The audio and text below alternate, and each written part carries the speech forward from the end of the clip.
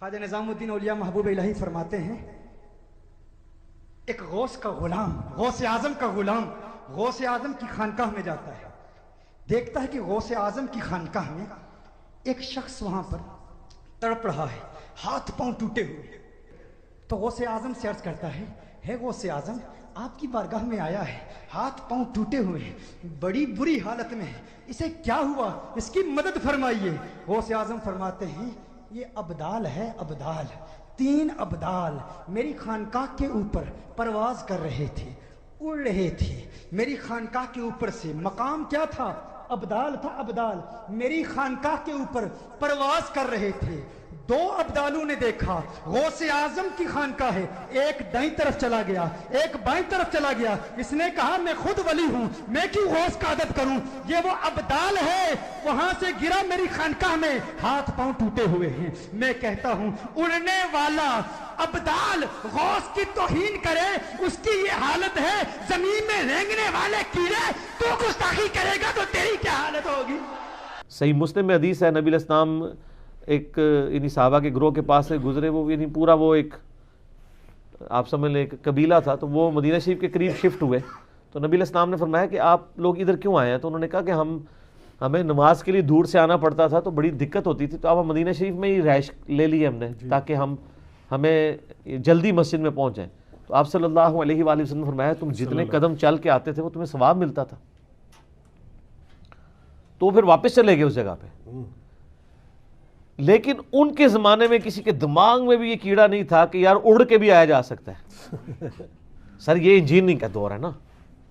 صحابہ کرام تو اپنے تھک جاتے تھے ایک محلے سے دوسرے محلے میں آتے ہوئے، تو نبی علیہ السلام نے جو کہا کہ تم دور سے چل کے آتے ہو، تو اس کی بجائے آپ کہتے کہ یار تمہیں کیا مسئلہ ہے، میرے امت کے تو چھوٹے چھوٹے اولیاء اللہ جو ہیں وہ ہزاروں میل کا سفر کریں گے، تو تم تو اولیاء کے بھی سردار ہو، تم تو صحابی ہو، تمہارے لیے کوئی مسئلہ اڑ کے آ جاؤ۔ اس زمانے میں یہ کہانیاں ہوتی ہی نہیں تھی، اس لیے ہم کہتے ہیں کتابوں کا دین اور ہے اور بابوں کا دین اور ہے۔ یہ ساری کی ساری کہانیاں انہوں نے بنائی ہوئی ہیں، یہ پاسبل ہی نہیں ہے۔ اور اگر کوئی کہتا ہے پاسبل ہے تو ہم کہتے ہیں کوئی ایک سیمپل پیش کر دیں ہمارے سامنے۔ یہ سب کے سب جھوٹ ہے میرے بھائی، خدا کے لیے یہ باتیں آپ کہانیاں کرانی بند کریں۔ میں نے یعنی کئی دفعہ یہ واقعہ سنایا ہے کہ ایک وہ ہمارے جاننے والے تھے، وہ بتانے لگے کہ فیصل آباد کے پاس کوئی ایک بزرگ تھے جن کا دعویٰ تھا وہ روحانی آپریشن کرتے ہیں، تو ایک بندہ ان کے پاس نہ اپنا نومولود بچہ لے کے چلا گیا کہ جی آپ تو بائی پاس کرتے ہیں، اس بچے کے ختنے کریں روحانی طور پہ۔ روحانی طور پہ جو ختنے ہیں اس کا مطلب ہے بلیڈ نہیں چلے گا، خون نہیں نکلے گا، ہونے کا خطرے نہیں ہو سکتے۔ بائی پاس اگر روحانی ہو سکتا ہے جس میں گرائنڈر چلتا ہے، ادھر جناب یہ پسلیاں توڑی جاتی ہیں، دل نکالا جاتا ہے باہر، یہ پوری اوپن ہارٹ سرجری ہے، جو بندہ وہ پسلیوں والی سرجری کر سکتا ہے اور ختنہ تو بالکل سامنے تو کر کے بتا دے، ختنہ آپ کو نظر آ جانا ہے، بائی پاس نظر نہیں آنا تو کہانی چل جانی ہے۔